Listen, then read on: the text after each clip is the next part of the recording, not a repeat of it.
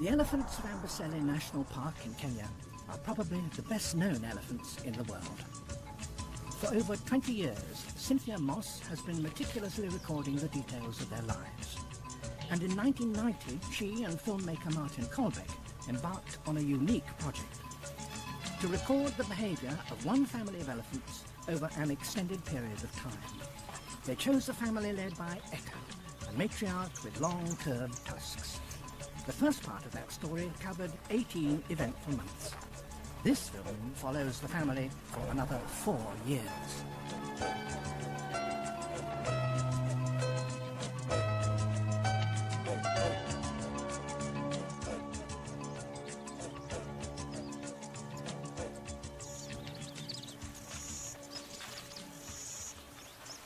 It's the late dry season in Amboseli, when the elephants have to travel great distances to find food. But every few days they need to drink, and so they return to the park's central swamps, which are continuously fed from the snows of Kilimanjaro. 900 or so elephants live here, and Cynthia's research embraces them all.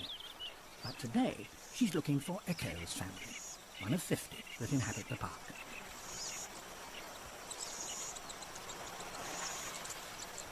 As she predicted, she finds Echo's family arriving at the edge of the swamp. Echo is now a grand old matriarch. Her crossed tusks make her unmistakable. This is her latest grandson. Ella, with ragged ears, is her second in command. There are 15 in Echo's family, including 2 more adult females, Erin and Eudora.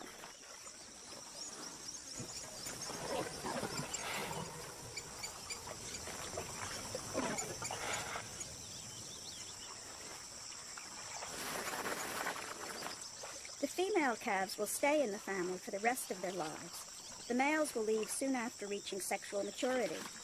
On the left, Ella's son Ewan, at 10 years old, is getting ready for independence. 3-year-old Eli is Echo's youngest offspring. He's playing with his older sister Enid. Eli was born in 1990, crippled. At the time, his chances of survival seemed slim, but neither his mother Echo nor his sister Enid would desert him. With amazing determination, he tried over and over again to stretch his bent legs, until finally, on the 3rd day, he managed to stand up.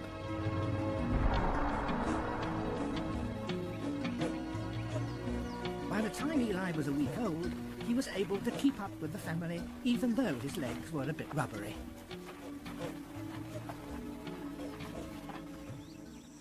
Since those first precarious days, Eli has never looked back. But to be a successful bull elephant, he still has much to learn, and many years to go. Echo is nearly 50 years old. She could reach 65. Learning is the key to surviving into old age. Indeed, the whole family relies on Echo's accumulated knowledge. For now, Eli, age 3, still depends on her for milk. It's a misty morning and usually a quiet time for the elephants, but today, one of them is far from calm. It's Echo's granddaughter, Edwina, who has just reached sexual maturity. She's only 10 years old and small for her age. But this adult bull finds her irresistible. Her mother, Erin, disapproves of him. She should be happier with this older male, called Big George. He's showing all the signs of must, the state of being in peak breeding condition. The smaller male nervously gives way, and Big George takes over the chase. Erin leads Edwina away, and her youngest calf has to follow.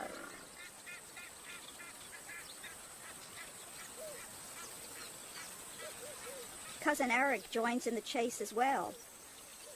At 37, Big George is just coming into his prime as a breeding bull. Normally, females in estrus will let themselves be protected by a male of his age and status. But Edwina tries to get away from him. She apparently has no idea what to do.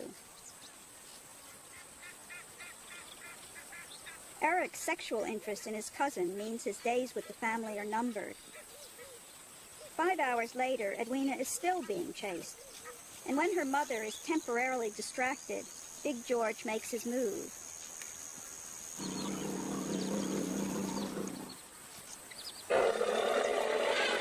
Eric watches for future reference.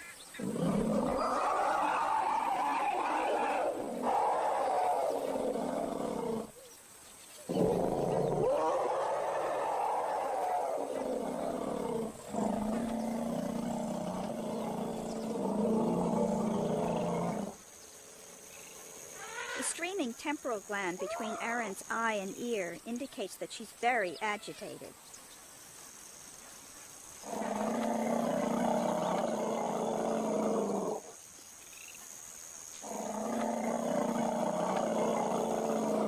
It's Edwina's mother who's rumbling the post-mating call, which is usually only made by the female that was mated. But today, Erin's teaching her daughter what to do when faced with a breeding bull. Unfortunately, Edwina's lessons aren't over yet.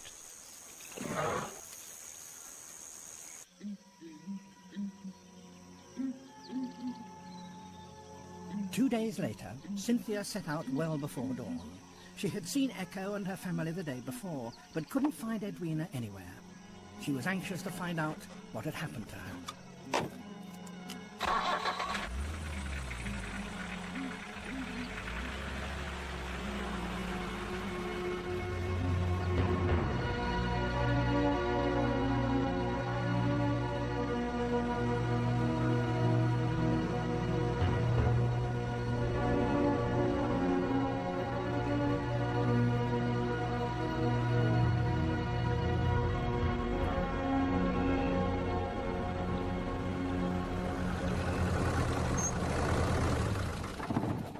Cynthia eventually discovered Echo and her family resting at the edge of some palm thickets, but Edwina was nowhere to be seen.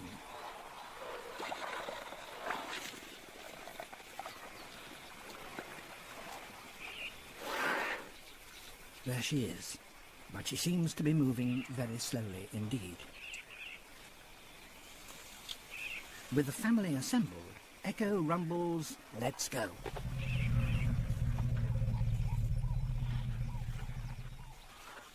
But despite the call to move, Edwina doesn't immediately respond.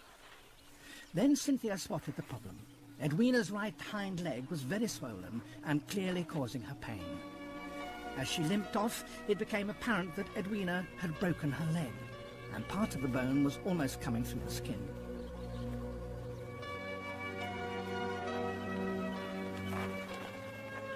Perhaps Edwina had fallen during her courtship when she was being chased.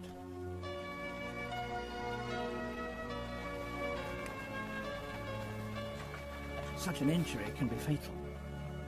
To survive, she'll have to rest, but she'll also have to keep up with the family.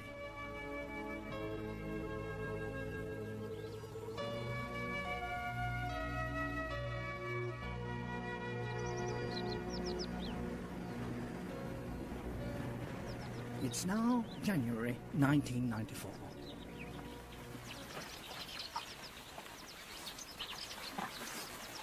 Over the intervening months, Cynthia continued to monitor the elephant population and kept a special watch on Echo's family. They're all here, except for Eric, who did indeed leave the group, as all young males must do. Unusually, Echo is trailing behind and looking tired and very heavy. It's no wonder, because she's 18 months pregnant. She was mated by this bull called Beach Ball, here challenged by Lexi.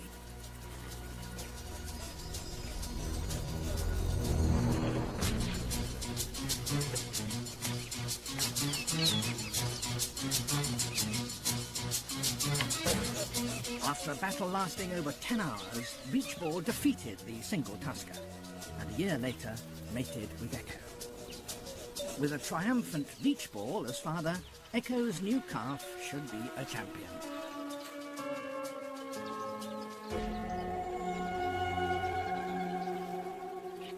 Edwina has survived. The leg is still troublesome, but she's worked out a way to keep her weight off that foot.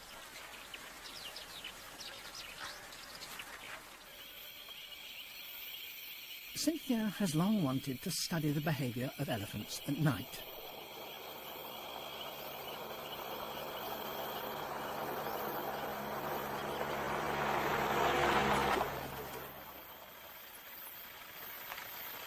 Since Echo and her family are so tolerant of her presence, she prepares to follow them from dusk to dawn.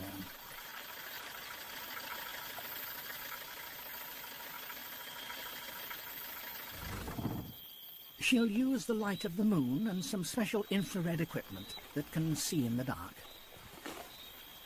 Being with elephants at night is like entering a world of phantoms. On their huge, spongy feet, they move with barely a sound, and their ivory tusks almost glow in the dark.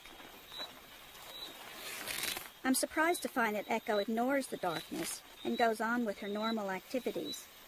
She's probably finding her way by smell and touch more than by sight. Eli and the other calves take advantage of the cool of the evening to play.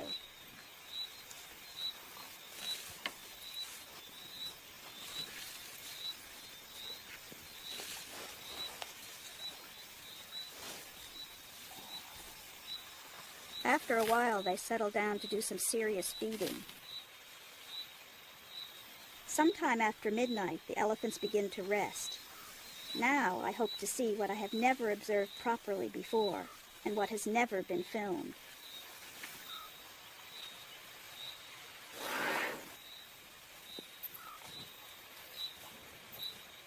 The elephants are actually lying down to go to sleep.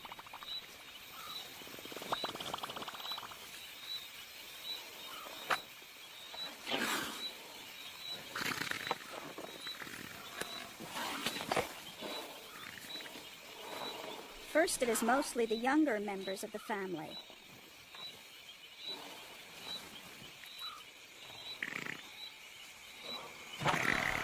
But after a while, even the adults are reclining in their beds of grass. And finally, after everyone else is down, Echo herself subsides,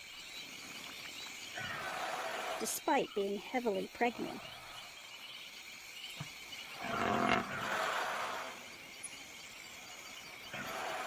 During the day, elephants take naps, but this sleep is different. It's deep and heavy. They're even snoring.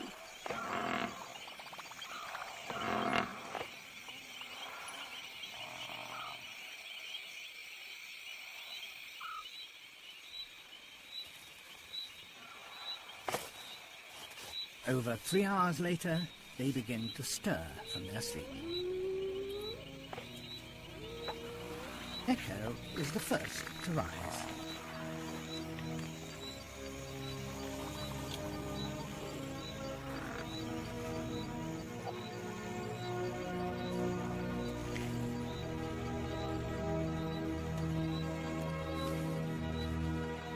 One by one, the elephants get to their feet, ready for another day in Amboseli.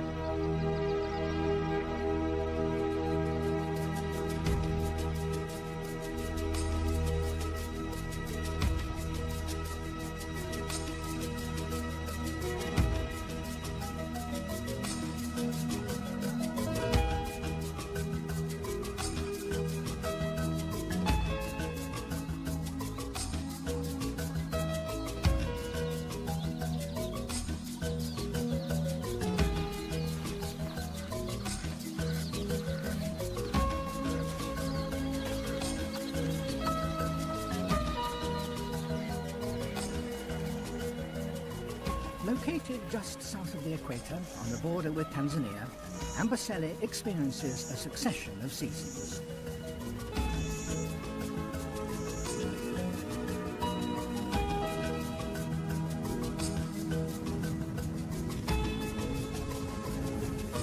For most of the year, it's hot and dry.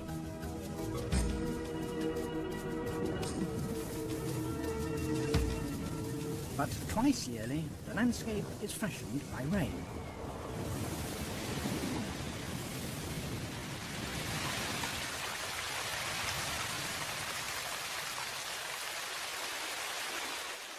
early 1994, the long rains were especially generous.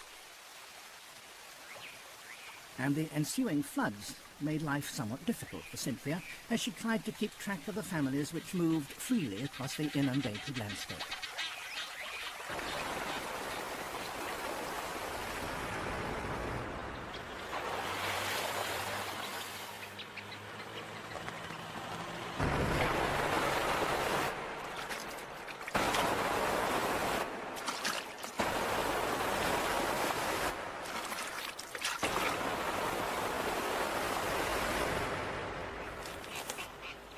The abundant moisture transformed the park into a lush green paradise.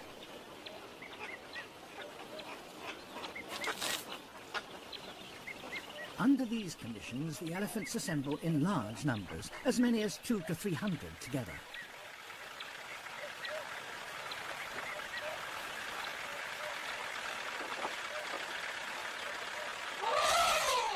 Such gatherings are one of the most impressive sights in Africa, and Amboseli is one of the few places where they still occur.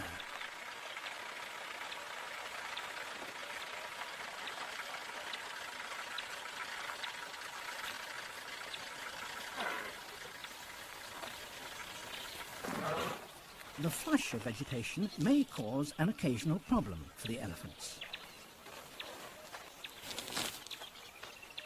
Cynthia has found Echo's family in this aggregation. That's Ella, the second oldest female. And it's Eli's 4th birthday, the 28th of February, and he's now fully weaned.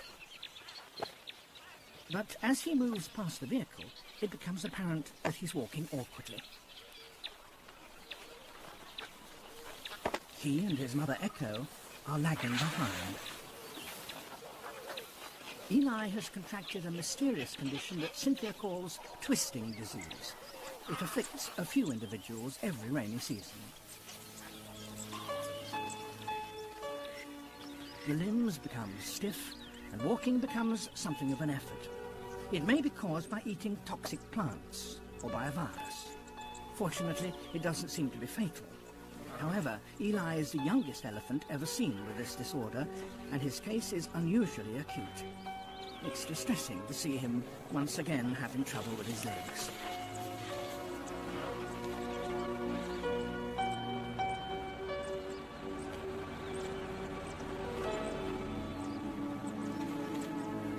Day by day, Cynthia kept an eye on Eli, anxiously watching for signs of improvement. Then, after 10 days, she was relieved to see that Eli had completely recovered.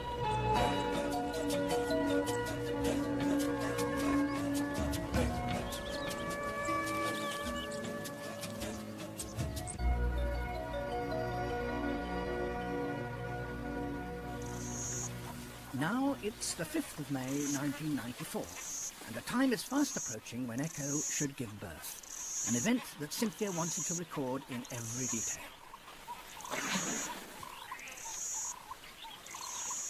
It was 21.5 months since Echo mated with Beach Ball, and she looked absolutely huge.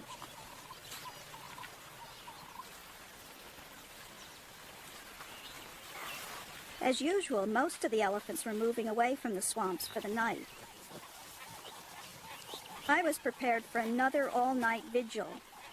Having only seen 3 other births, I was determined to be present for this one. Echo's family hadn't moved far, and suddenly, just after the sunset, it all began to happen. Echo is clearly having strong contractions. She has given birth to at least 8 other calves, but after the near-tragic birth of Eli with his crippled legs, I don't know what to expect. The rest of her family is just as excited as I am, and quickly converge on Echo.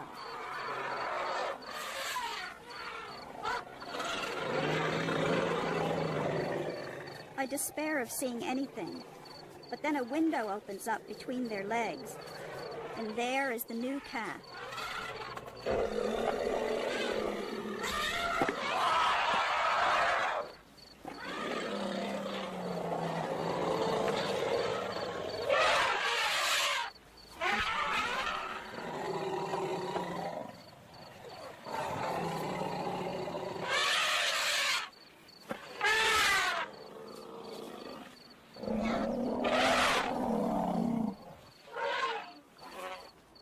The tenderness expressed through the foot of an animal weighing 3 tons is truly wonderful.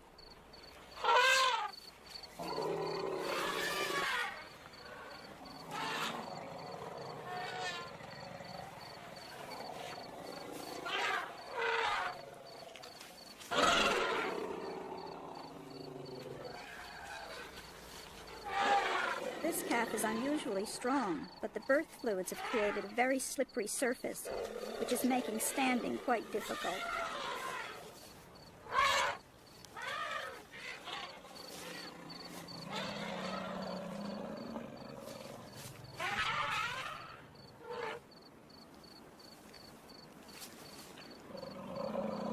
The family seems almost delirious with excitement.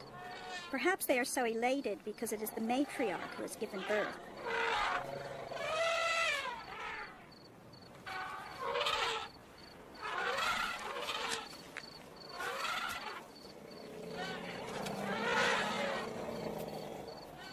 Echo gently pushes her daughter Enid away, giving the new calf the space it needs.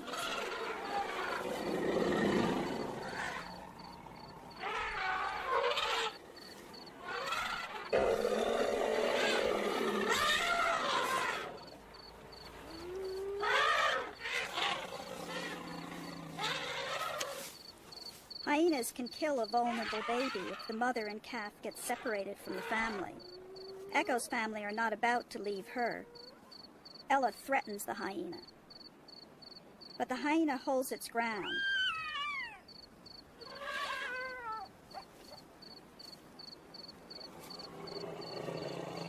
After only 10 minutes, the calf is on its feet. I can see now that it's a female. She sucks her trunk like a baby sucks its thumb. They are still disturbed by the circling hyenas. This one's found a bit of the birth sac. Surrounded by her family, the calf is unlikely to be attacked, but Echo takes no chances.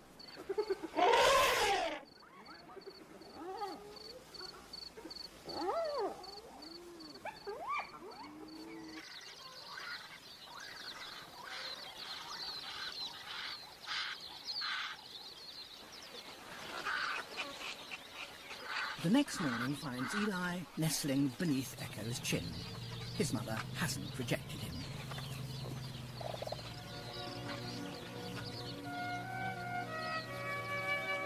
And here's his little sister, the newest member of the family.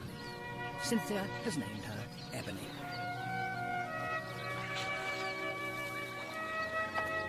Edwina, who shows no sign of pregnancy herself, is the patient babysitter. By playing this role, young females learn how to be mothers themselves. At the same time, they give care and comfort to the small calves, and so ease the burden on the real mothers.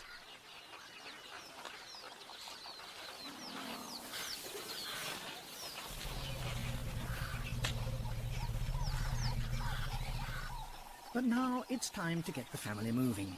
Everyone is thirsty and hungry after their exhilarating night.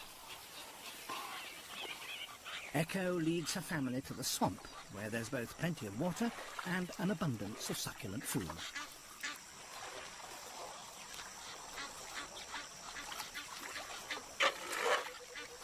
One might think that a swamp is hardly the place to lead a tiny elephant calf only a few hours old, but Echo seems to know what she's doing.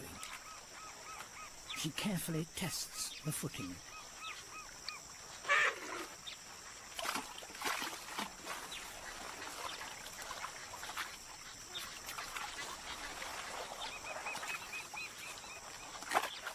A new calf is forced to follow.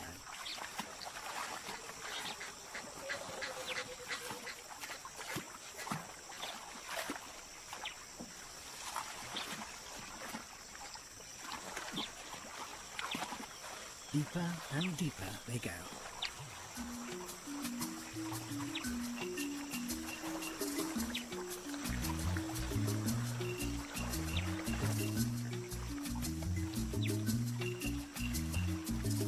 Ebony swims instinctively, and her little trunk acts as a snorkel.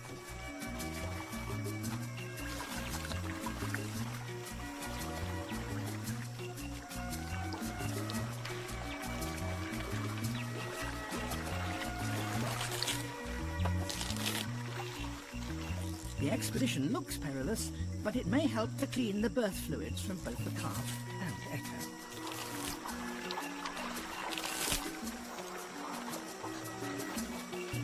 It's an exhausting business for a baby elephant, and after only 20 minutes, Echo heads for the shore with a somewhat bewildered Ebony in tow.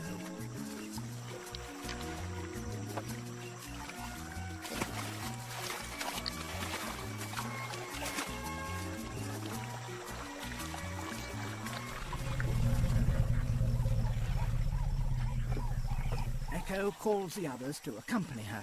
The matriarch is almost always obeyed, but occasionally there are disagreements about where they're going to go, and rumbling conversations often continue until the dispute is resolved. This time, the rest of the family are reluctant to stop feeding.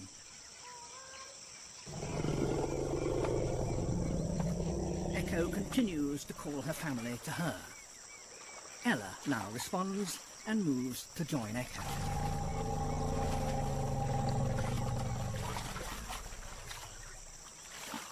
The desire to be with the family is a powerful binding force among female elephants and their young offspring.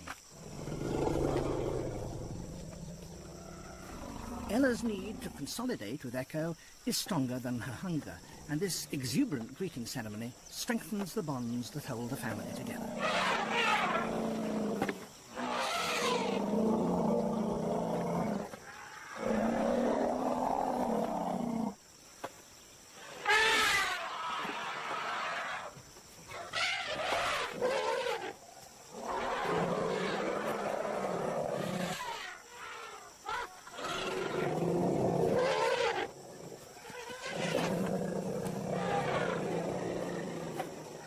The elephant family works as a cooperative unit. Each member needs the others for mutual protection and the successful rearing of calves.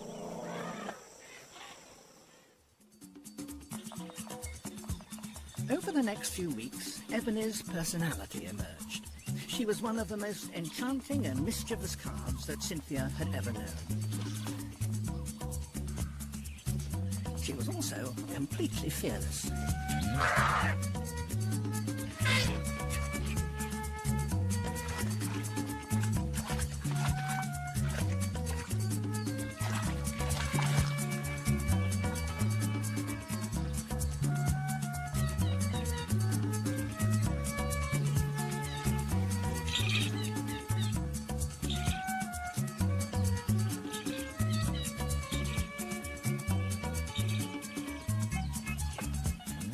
It took Echo and all her helpers to keep Ebony in check.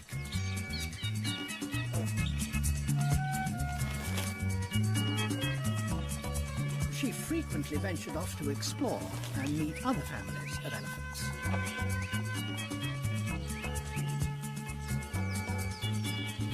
And one day, this got her into serious trouble. She was kidnapped.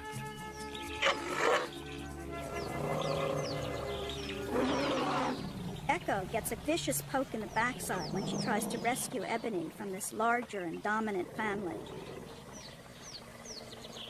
Echo is now hesitant to return on her own. The other matriarch, called V, is using Ebony to emphasize her dominance.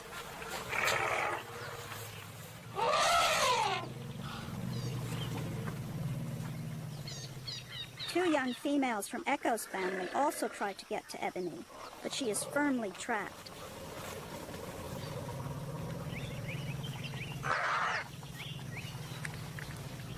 V's family is very aggressive, but help is on the way. Reacting to Ebony's distress calls and Echo's alarms, Ella and the rest of the family arrive in tight formation and plunge into the kidnappers.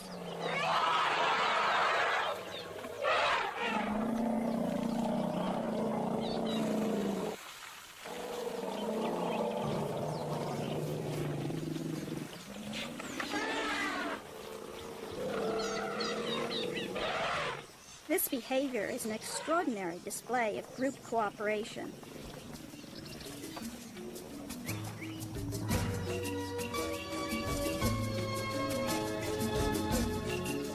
Echo and her family emerge triumphant.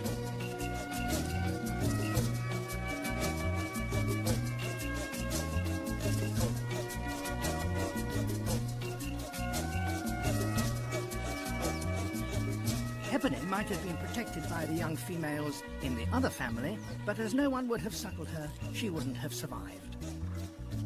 Now she gets a comforting drink of milk from Echo.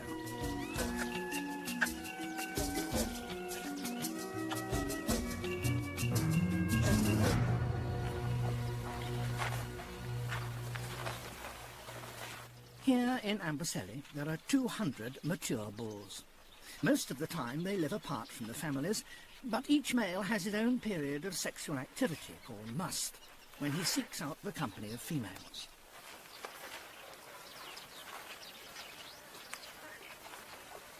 This is Sleepy, one of Amboseli's prime breeding bulls. He's nearly 50 years old, in superb condition, and in must. Out in the central swamp, several families have assembled. Sleepy and 7 other bulls have found one female who's in estrus. It's Edwina, who either didn't conceive or miscarried after the trauma of her first mating. Nearly 2 years after, she still favours her right hind leg. Cynthia's concerned that she may well hurt it again if she's chased.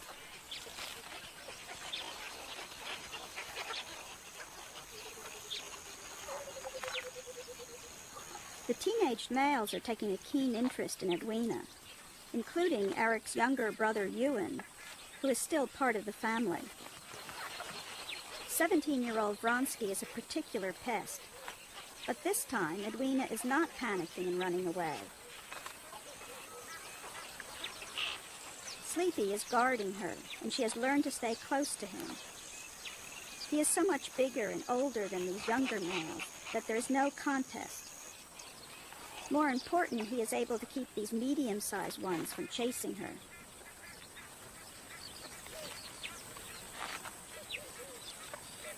Usually the male and female have a token chase before mating, but Edwina won't even run for Sleepy. Edwina has dug her heels in, pushing all of her 1 ton against Sleepy's 6.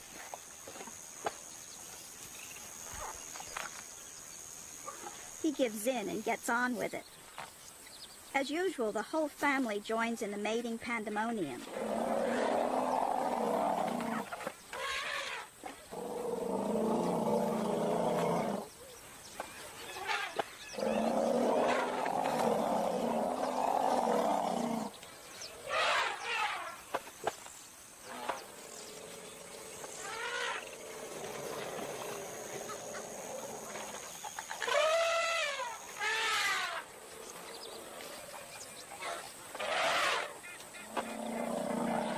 Edwina gives the post-mating call.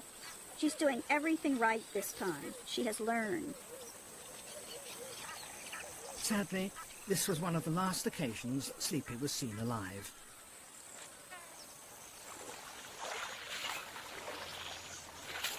A few days later, Echo and her family visit a mud wallow.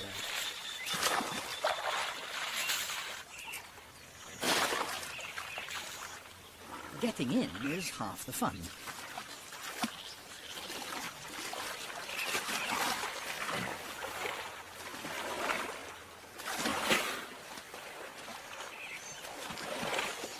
This has to be the all-time favourite activity for elephants. Even adult females like Eudora are prepared to give up their dignity.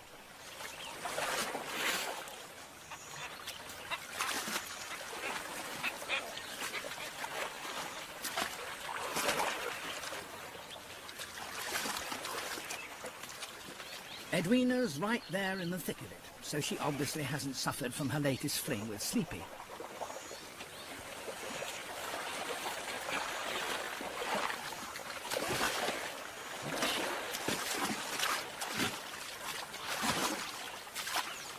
This mud wallow has the perfect consistency, just like a giant vat of liquid chocolate.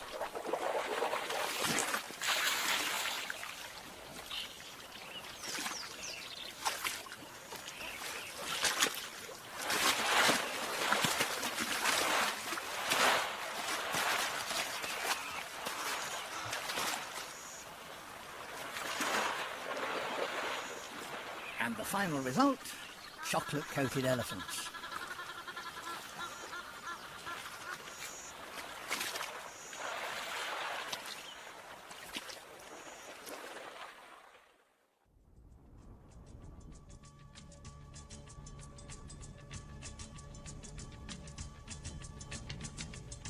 All is not well in Amboseli.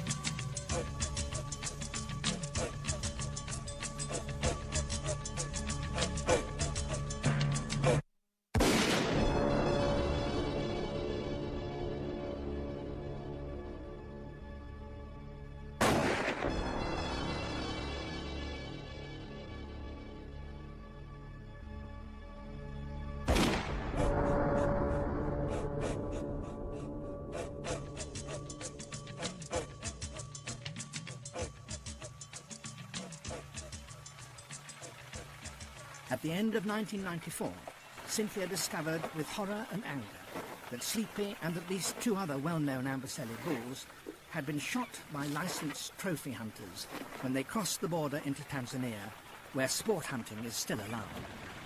Amboseli is one of the only places in Africa where large bulls over 35 years old survive.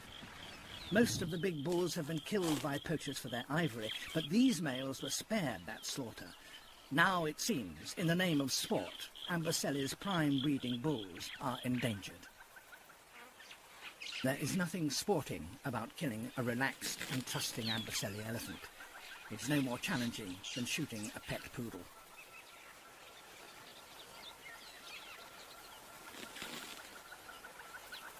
These 2 bulls are huge, but they're not the biggest in the park. That honour goes to Dionysus, who, even 5 years ago, was magnificent.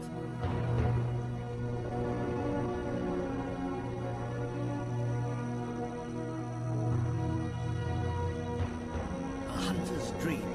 Each of his tusks weigh over 50 kilograms.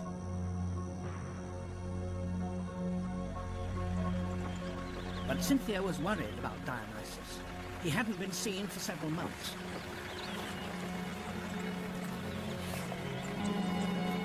For several weeks, she searched for him. Perhaps the unthinkable had happened even to him. But then, one day in February, Dionysus simply appeared. His head-high posture and the copious urine he was dribbling made it obvious that he was in full must. As he got closer, Cynthia saw that he had broken off most of his right tusk, no doubt in a fight. He didn't look as glorious, but he was at least safe from the hunters. The hunters say that the old bulls are past their prime and no longer breeding, but Dionysus is 55 years old and still looks fighting fit.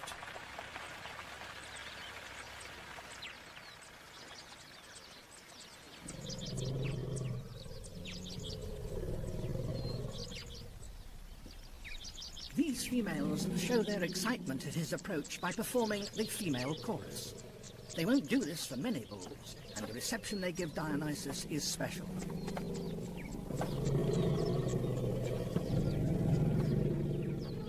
Perhaps they know instinctively that he can pass on his superior qualities to the next generation.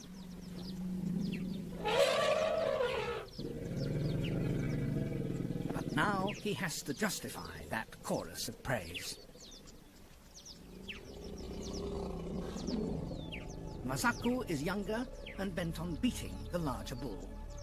He's 50 years old, 6 tons of muscle and bone. Dionysus weighs up his rival.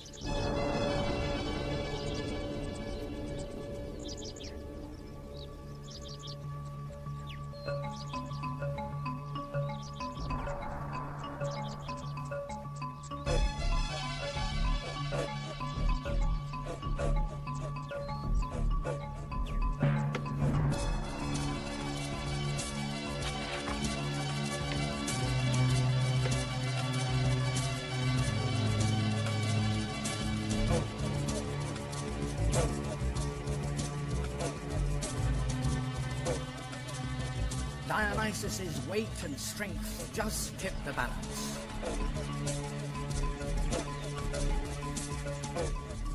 55 years old, and he's won.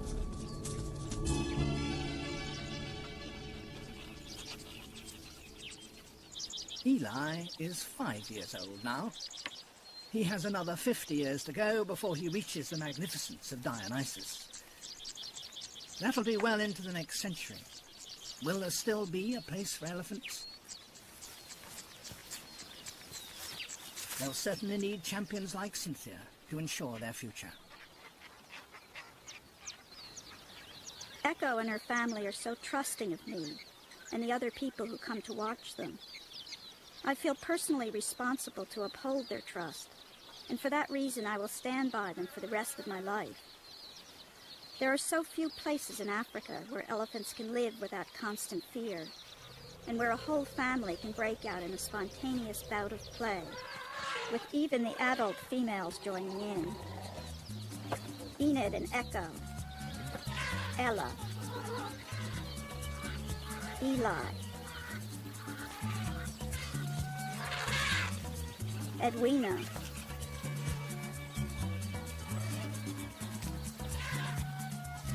Ebony, and Eudora. They all mean so much to me. They should all mean so much to all of us. With the 21st century in sight, let's hope that Ebony and future generations of Africa's elephants will survive to enthrall us and to remind us of the wonders of the natural world.